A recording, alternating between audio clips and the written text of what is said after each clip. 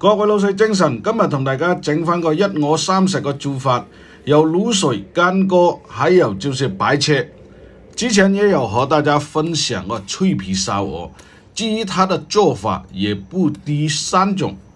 今天呢，這3種做法一般在家庭裡面是比較常見的。選用的這款我們叫陽江鵝，它的肉質偏瘦，沒有什麼多餘的脂肪油，所以適合做乾鍋或者白切之類的。如果是做燒鵝的話，那麼就要選用一些偏肥身一點的，做出來的效果就會更飽滿。所有的原材料都在這裡了，作為一個簡單的滷料，薑蔥蒜是少不了的，還有八角香葉炒果、花椒陳皮，還有小茴香。乾鍋的同樣是乾蔥頭、蒜米薑、芹菜蒜苗。有了這些配料就足夠了，白切的更簡單，薑蔥就可以了。先來做一個滷味的，把原材料放到鍋裡面做一次焯水，撈出後再用清水來沖洗一遍。接下來的這一步就是把備好的配料放到鍋裡面煸炒出香味。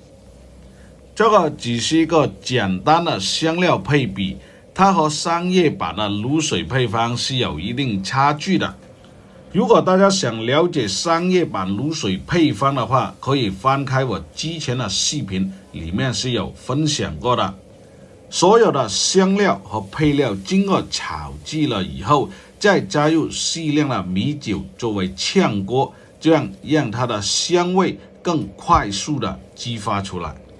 加入清水的時候一定要沒過原材料，加入糖色的目的就是讓它的顏色更好看。調味的時候還要加入適量的生抽，燒開了以後把它放到一個小鍋裡面慢煮，滷汁入味即可。整個滷汁的時間不低1個小時，關火後還要給它浸泡至入味。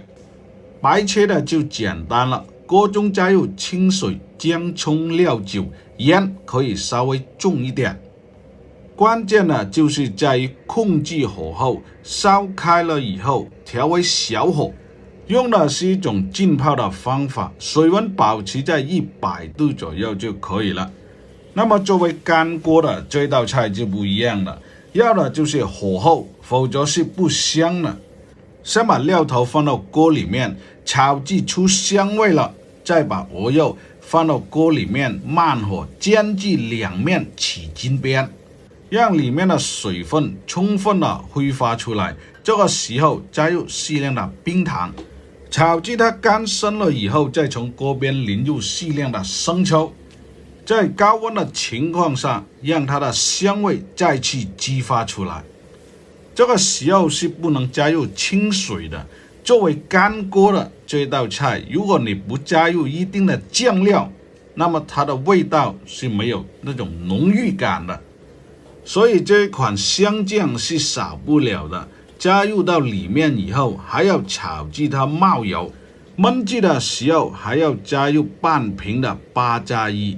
接下來的就交由給時間來完成了。除了燒鵝以外，和今天分享的這3種口味，我想基本能夠滿足大家對吃鵝的條件了。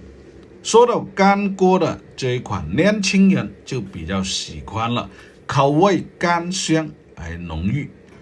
如果有喜歡吃辣的朋友，還可以加點辣椒乾或者花椒之類的來增加它的風味。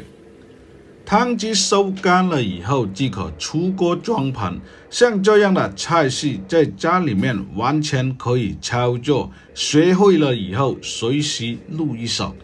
作為白切的製作過程就簡單了，但是在選用材料的時候就要講究了。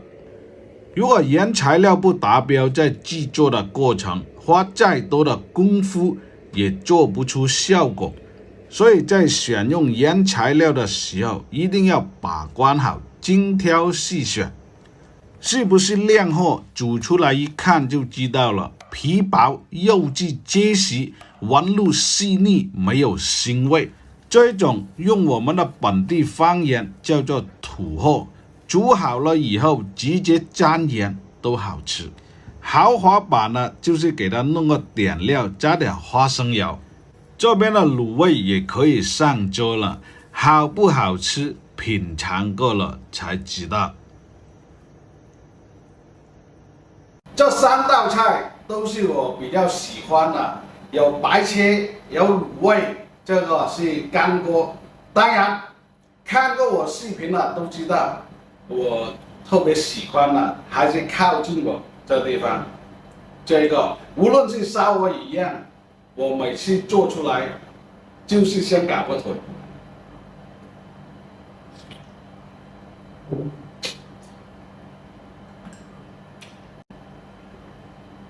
鹅肉的味道作为白切就是很香甜，那么卤味更不用说了。有喜欢的朋友可以尝试一下。好了，感谢大家的支持，本期的视频就和大家分享到这里。